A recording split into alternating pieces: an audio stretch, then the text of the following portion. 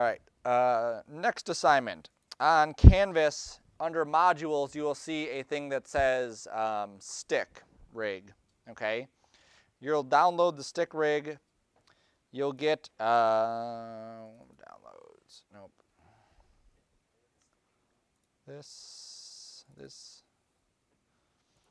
You will get a file that says your name _ animated stick. Obviously, you replace your name with your name, and then you get something like that. Okay? Inside that file, you will set your project to tell it you're working on the animated stick. And then you will open up the stick rig right there. Okay, so this is what this project is going to be. The previous one, the Game of Thrones one, the controls were all over the place. You didn't know what to select. If I didn't tell you 0, 1, 2, 3, 4, those are things to select and ways to control it. It was also very unintuitive because you had to go over here to the slider and you had to drag that slider back and forth. It's very difficult to animate something smoothly when you're constrained and you have just these sliders. This is controlled a lot better than the previous one. And again, I'm trying to build you up so that when we get to those rigging assignments, that you have some idea of what is good rigging and what is bad rigging, okay? So let's go through the controls on this one. So before I even touch a single thing on here, let me turn this off and that off. Okay, so if I want to move this thing left and right, what am I going to grab? That arrow there, right? And then I go to the move tool, and I can move left and right. Sweet. If I want to move it up and down, what do I grab?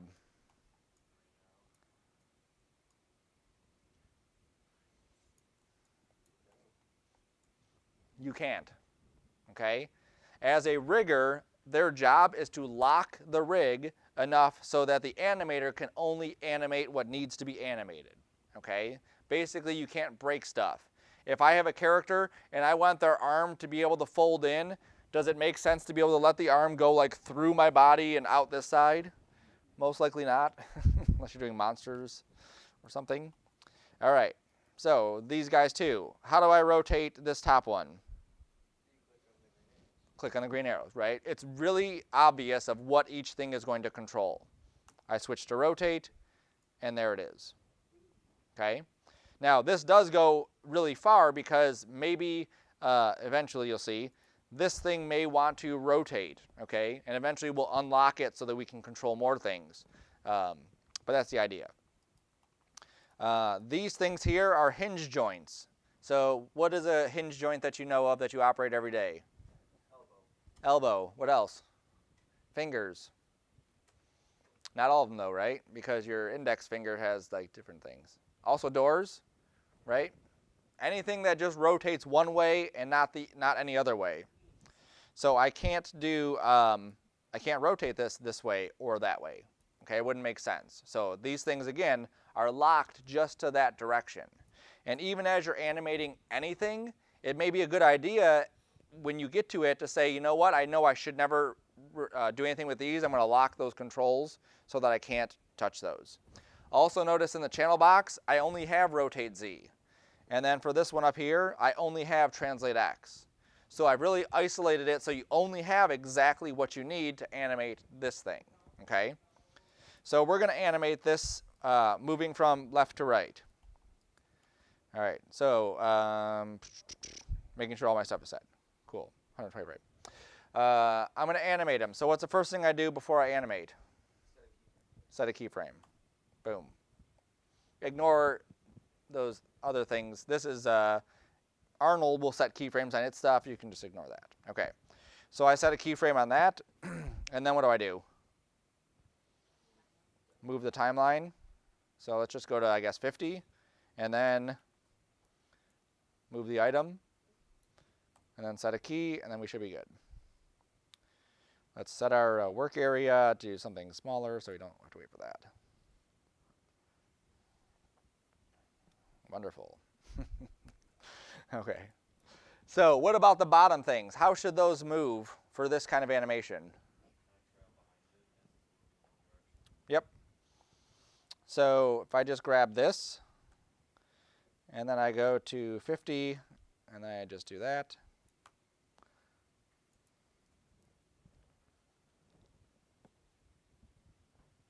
No? Yes? It needs some tweaking. Okay. So let's talk about the physics of this. In our previous one, we didn't have to worry too much about the physics. But now, as we're starting to animate something that in the real world we can relate to, let's talk about the actual physics of how this thing is going to move. Okay, so what is the main thing that's going to move on this? Like, what is the driving item? The stop? Yep, so that top part, that's what's going to move this item, okay? So where does all the energy come from? The top, okay? So if all the energy comes from here, some of the energy is going to start transferring, right? So where's it going to transfer to first? And then? Yep, all the way down. All the way down the line, right? It will not happen all at the same time. We agree with that? Yes. Okay, so what should happen is the top thing moves, then this, then this, then this, then that. Okay, so it moves in order. What we don't want to do is move everything at the exact same time because it'll look very static and it looks very unnatural. All right, so we're going to move the top part. We'll get the top part going, and then I'll work on the bottom part and get the bottom part going. Okay, so I'm going to set a keyframe on this top piece. Oops, I already did that. I just didn't undo far enough. There we go. Okay. Let's go to 50. That should be good. All right. Now, I went to 50 on that last one. That was way too slow to even see anything. I'm going to go to 24. It's a good number. And then I'll move it across the screen, and then I'll set a key. So before I go any further, I need to iron this out because this animation will dictate the rest of the animation. Okay? So I want that to go a bit quicker. So should I go into, hey, where'd my stuff go? There they are. Whew. Sometimes Maya will screw with you, and it hides your shelf items like it just did there. I thought everything was gone. Cool. So am I going to go to the dope sheet to tweak the graph or the graph editor to tweak the graph? Graph editor. Good. That should have been an easy one. All right. So we can control how this thing hits. I'm envisioning it that it should pick up speed but then go really fast and kind of like slam into that right side. That sound cool? Okay, so which side am I going to play with? The right side. Okay, and what am I doing with this? Like that? Other way? I can't pull it. I'm not tricking you. It's that. Okay, remember, the more vertical it is, the faster it's going to move. The flatter it is, the slower it's going to move. So super slow at the beginning, and then we ramp up, and then we should hit that wall. Hit that wall. And so now when we hit play, we should see it go super slow, right across there. Like I almost feel those things moving without them even moving yet. Cool, so that works. Now let's play with the bottom things. So now, like we talked about, what should happen is the top one moves and then so on. It's a hassle to have to go through each one of those and say, okay, just as a for instance, the top thing starts moving at frame 1, the bottom thing would move at 2, the next one would move at 3, the next one at 4, the next one at 5, right? That would be a huge hassle. So it's easier for us to animate all of them at once and then afterwards offset them so that they're evenly distributed, okay? So that's what I'm going to do. And look at everything is locked, so all I have to do is just marquee it, and I get all 5 of those, okay? Much easier. So I'm going to set a keyframe, and I'm going to use my hotkey because I don't want keyframes on this stuff. And I'm going to go up to 24 here and set a keyframe on that. I didn't do anything with it though. That doesn't help. There we go. Now we notice something different about the way it looks now versus the way it looked the first time I rotated it, right? Because what happened the first time I rotated it is I only rotated that top piece, right? And that caused everything just to rotate as one solid piece. Now, because we have hinges, I'm rotating the top one a little bit, then the next one a little bit, then the next one a little bit, then the next one a little bit, okay? When you parent things together inside Maya, and then you grab all of those pieces, that's the kind of effect you get. So if I'm doing a person and I'm rigging their spine, as those spine joints are all parented, as I do this, I'm actually rotating a whole bunch of spine joints. As I have a dog's tail and the tail is flopping from side to side, same thing is happening there, okay? If I had a giraffe and they have their neck and their neck's going from side to side, there's a whole bunch of joints in there that make that work, okay? So that's cool. We set a keyframe, we rewind it, and then we hit play. Woo! How's it looking? Too quick. It's going up way too quick at the beginning, right? So let's delay it. So which side am I going to edit? The right side. And what am I going to do with it? Up. Yep. So you see how the graphs were similar, right? Slow at the beginning, fast at the end. Much better, much more realistic looking. It's kind of silly at the end though, right? It does. All right. So what do we have so far? We don't have follow through. What is that? Drag, right? It's dragging behind it, so it's the drag. So now we need the follow through. So this is going to be the area where we have to kind of guess. Based on how fast this thing is moving, is going to control how far that goes up. Based on how fast it hits that wall is how far it's going to go the other way, okay?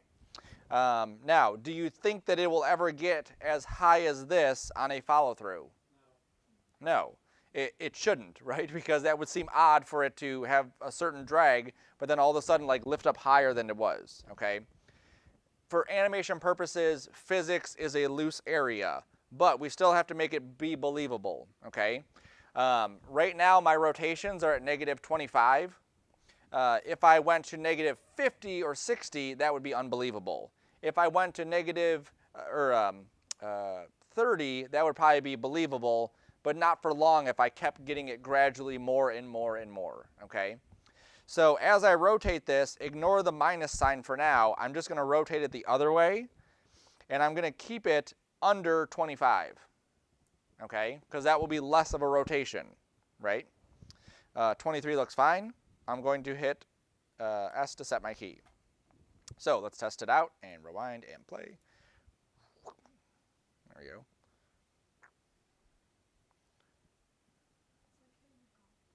It is. Okay. Now here's where what we think should happen and what we do in the real world and how we interpret things is totally different. So if you're doing lip syncing, you never lip sync on the actual sound of something. So if someone is going to say hello, you don't put the L sound on the L sound in hello, you do it like a frame or two before it. Because what we see and what we hear are kind of like offset a little bit. So in this animation, hold on. That background color is just killing me, come on. Why won't you change colors background? Whatever. In this animation, we should have a little bit of offset before that, okay? So basically, I don't want these things to start swinging right when it hits because that seems unnatural, okay? So I'm going to take their pieces here. I think I got them all. I'm going to go to the dope sheet, and I'm just going to drag back one frame. There we go. Let's delete that. All right. So now let's watch it and see. Okay, do you see how it feels a little bit more natural that as it's hitting, it's automatically like flowing? Right? So I changed the frame that it actually starts rotating on. Let's go one more frame. So this is the frame where it hits. Or sorry, this is the frame where it hit. I moved it one frame this way. I'm going to move it one more frame.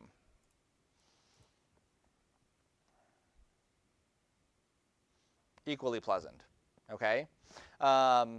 Always look at that and see what way it works, because sometimes it literally is like you're like one frame away from success and making it believable. Cool. Yes, sir. What if, just a possibility, like, in terms of like when it goes through, like, can we start with the bottom one that way that, like, actually, I'm trying to explain, like, the words to it, sorry. You want the bottom one to move first? Well, no, it's just like, it's, like, it stops, but then, like, the bottom keeps going, but it has to have it, like, move back one frame before everything else then. Oh, it will. Yes, yes. That will be after. Okay, all right, that's for. Yep. Okay, so I'm thinking of that. Yep. Right, because everything right now is still tied. What would happen is when that thing hits, the first bar would feel it, then the second bar, then the third bar, and so on. Okay, so after we're done with this part, you'll see how it all comes together. Okay. All right, so I don't like to leave this thing unfinished. That looks unfinished. So it has to come back down to earth, okay?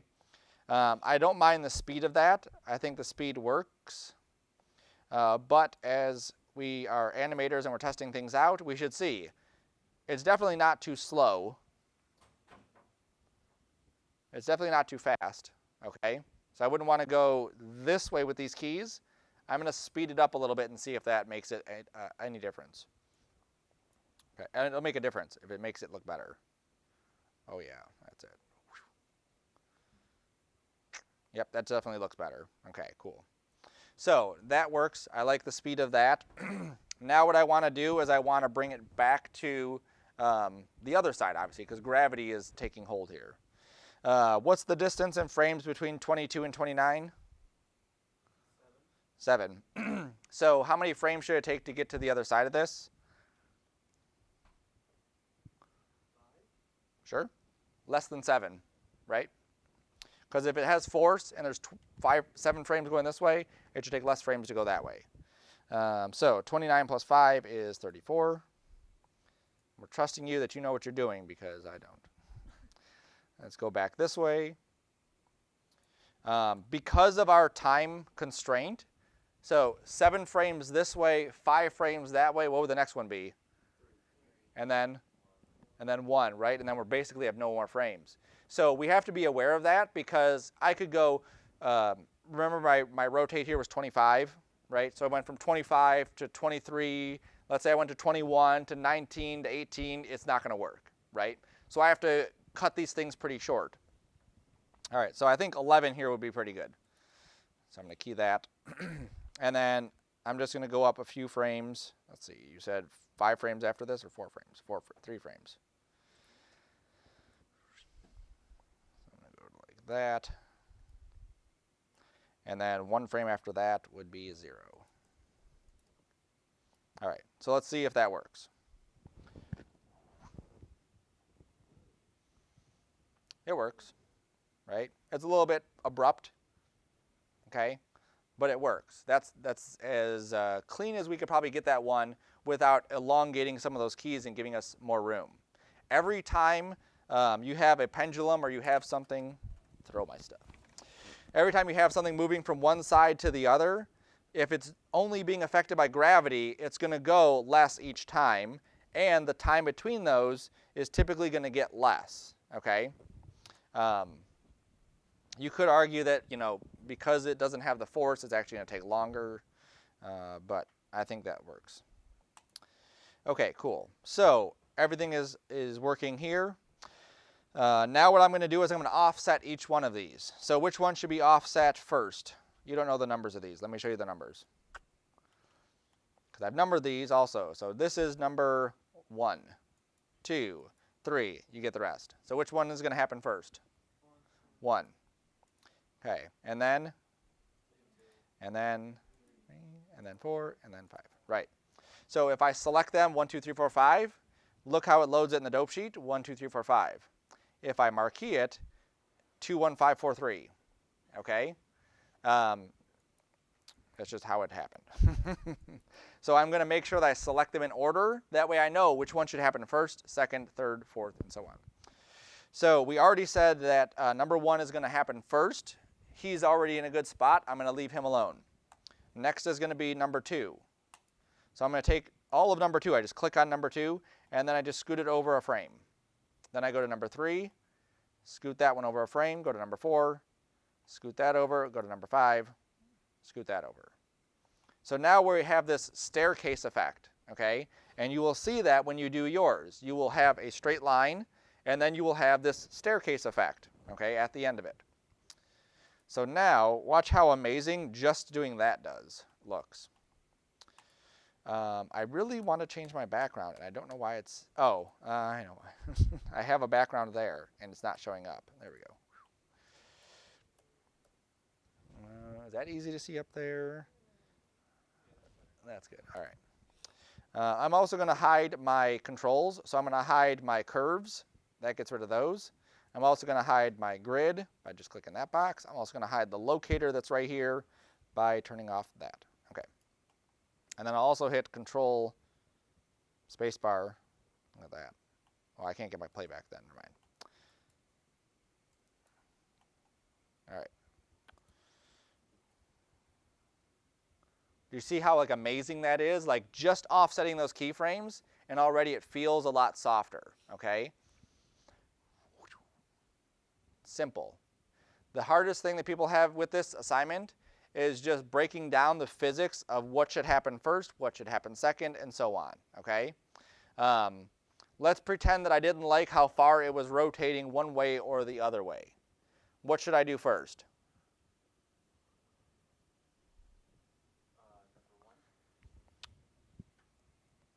Go here, right in here. What am I doing with number 1? Let's say I wanted more rotation right there. Do I just go here and just reset this one? No, you should grab them all and reset them all at the same time. Okay, but then all their keyframes are off. Reset their keyframes to be back on. Yep. So the first thing you want to do is if I'm going to go back and I'm going to tweak where their keyframes are or their values or something like that, I go back to the dope sheet, select them in the right order,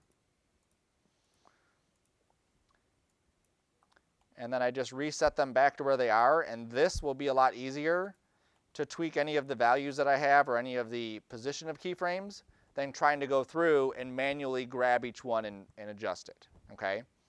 So I'm going to put that back to where it was, because it's perfect. It's not perfect yet, but it will be. Okay. So we already talked about the fact that each one of these will lose energy as it goes to the next one, to the next one, to the next one, right? Right. So if the top one rotates 25 degrees, should the next one also rotate 25 degrees? What about the next one? The next one? No, right? Consensus. Right. So we're going to go to the graph editor, and this may look confusing, but that's fine. Just suck it up and get through it, okay? We don't care too much about this region. Oops, come on. This region down here. That's actually a nothing keyframe. I don't know why that one's there. Sample rate. Oh, this is all the Arnold stuff that I accidentally keyed. Oops, come on. There we go. Okay. So we don't care too much about this region right here. But what I want to do is I want to offset all the other ones so that they gradually get less and less and less. Right now, all 5 of these pieces are rotating the exact same amount each time. I'm missing one. Oh, I don't have that one selected. There you go. All right, so which one happens first? Number 1, right? So then number 2 should be less. So I'm holding shift and middle dragging that so it's less of a rotate. Less of a rotate. Less of a rotate, and less of a rotate. So I'm going to go here and do the same thing. Less, less. And I'm just moving it straight down. Don't worry about moving them left and right. You don't want that. You've already done that. That's what the dope sheet was for. Okay? And these ones, don't worry about those. They're so close you won't notice it. If you're anal about it, then yeah, go ahead and do it. There we go. Okay? We lose a little bit of impact on there, but we can always go back and tweak it. Okay? I can always go back and give number 1 a bit more. Instead of moving them all down, which is what I did. Just resetting these. There we go. I can leave the middle one where it is, and then move this one down here, this one down there, and then this one, come on, up, and then that one up. Okay, so I leave the middle one alone. I move this one up, that one down, that one down. Same thing here. This one goes this way, this one goes that way. Make sure I grab just the keyframe. And now it's going to be a little bit more noodly. Okay, so your first task in this is to open up just the plain thing, just like this, and start screwing around with it, and then doing this kind of animation. That's your first step. That's not the assignment, that's your first step though. Get comfortable doing just that.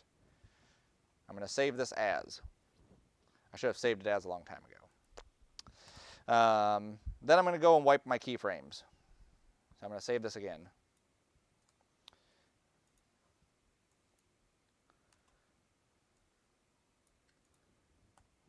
Whoops. Edit. Delete. There we go. All right, so no more keyframes, there's no animation on it. So now what I'm going to do is I'm going to unlock all the stuff that I want to play with, okay? So on the handle here, I want to be able to move it upwards, and I want to be able to rotate it in one direction, okay? We don't want to unlock everything, we just want to able to rotate in the Z direction and move it up in the Y direction. So I'm going to go to Window, General Editors, Channel Control. Inside here, you'll see all the attributes that are keyable, non-keyable, and then for whatever reason, non-keyable displayed. So I'm going to scroll down until I find Rotate Z, and I'm going to move it to the keyable section. You'll see there it is. And if I find Translate Y, which is in the T area, and move that over to the keyable section, there they are. Now I could go to the locked area, grab the ones that are locked and move them over. Or what I can do is just right click once they're visible and say unlock. Okay, so that's either way you want to do that. Before I go further, I'll check it. Yes, that's what I want. That's what I want. Cool. And then I'll do the same thing. I won't do the same thing here. These ones are perfect. There's no reason to rotate those any other direction. Those should be exactly what we want with that. So now that we have the ability to take this and move it up and down and move it left and right, yep, and save, of course, and then rotate it, we can create an animation that tells more of a story, okay? So now you can start to think about this as a character and the kind of story you want to tell with that character. If I go to my, for texturing any of your objects, there's the base. So inside here, there's base, and then there's the hinge, then the bar, then the hinge, then the bar, and then the hinge, and so on. So you can grab them right from here and assign materials to them. If you noticed in some of the other ones, what seems to work pretty good is giving different materials to the bars and different materials to the hinges, and it helps create that visual thing of how it's moving, okay? And then the background, you can just put whatever on there. You don't need to use this if you don't want to. If you have some other idea, platform or whatever, you can change that up too. Questions on this? No?